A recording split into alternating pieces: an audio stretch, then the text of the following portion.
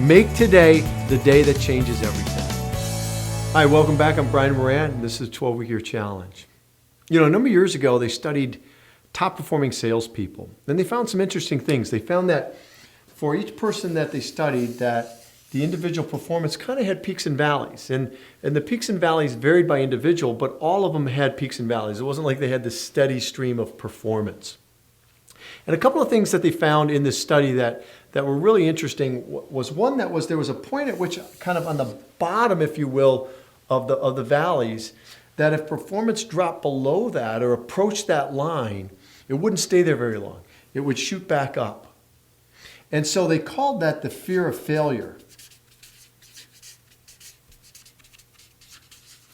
There was this notion that, hey, there's a minimum level of performance that we all have, where this fear of failure kicks in, where we don't want to be a failure, where maybe it doesn't even earn us enough money to feed the family or whatever. There's a number of different dynamics there that keep us from really dropping below that.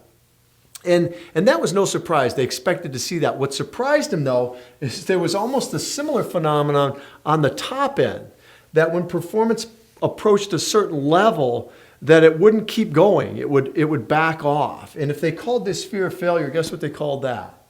Yeah, you got it. Fear of success. Now, when I first heard that, I thought that was a little confusing. I mean, I get the fear of failure thing. Nobody gets up in the morning and goes, hey, it's a great day to fail. But what about the fear of success thing? That at first kind of baffled me. But what the study talked about was that kind of all these pressures that cause us to not perform beyond what's expected of us, so that others around us are uncomfortable. Some of our peers may say, who do you think you are? Sometimes there's this notion, well, if I perform at that level once, I might have to keep it up, and I question whether or not I can even do that.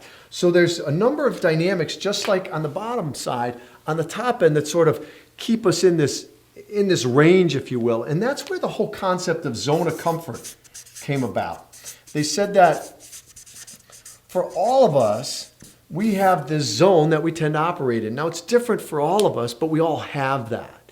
And if you're really going to create something different in your life, if you're going to create a whole nother level of performance, then you've got to be able to break out of this zone of comfort. And I think one of the things that's helpful is just recognizing where your zone is and then taking risks. So if you think about it, and we look at, let's look at it another way. Let's say this is your zone of comfort. And there's all kinds of things in this box, in this zone, if you will, that you're comfortable doing, things you don't even have to think about anymore. But there's also things outside your comfort zone that you're not comfortable with and you avoid doing. And things that could have a profound impact on the results you get in your personal life and in your business. Now, if you know there's something out here that could help you perform better and experience more of what you want in life, how do you get that inside your comfort zone? Think about that for a moment. If there's something out there and all of you think about, identify one thing right now that you're not comfortable doing, but you know if you did it and did it well and did it consistently, that it would change your results. How do we get that inside your zone of comfort? The only way is to expand your zone of comfort to include it. And the only way to do that is by stepping out and doing it. That's the only way. You have to step out and you have to do that activity. And you know what? The first couple times you do it, it's going to be really, really uncomfortable. And it's probably not going to go so well. But that's okay. Just know that that's the way it works. And there's things, if you look back right now, that are inside your comfort zone that at one time were the same way. You didn't know how to do them. You had no competency in them. And when you first stepped out, it was really uncomfortable and you did it pretty poorly. But the reason they're inside your comfort zone now is because you kept at it and you expanded your comfort zone. There's a concept of transformational living, which is just you constantly step out and try the things that you're uncomfortable with and do them again and again and again and again until what happens is you literally expand your comfort zone. It's not that those things come inside your zone. You expand your comfort zone. And the 12-Week Challenge is really designed to help you do that, to focus in on a couple areas that really matter to you and then expand that comfort zone. Take the action that you haven't been willing to take in the past. Take the action that maybe is a little anxious or a little frightening, but take that action.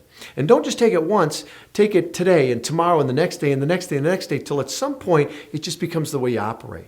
And what you will find is that your results change dramatically when that happens. So I want to really encourage you to identify a couple of those things that are outside your comfort zone. Maybe one item for each goal that you have. And then be intentional and be deliberate about taking that action, even though it's uncomfortable, even though it might be a little scary, until your comfort zone expands and that just becomes the way you operate. All right? Have a great day.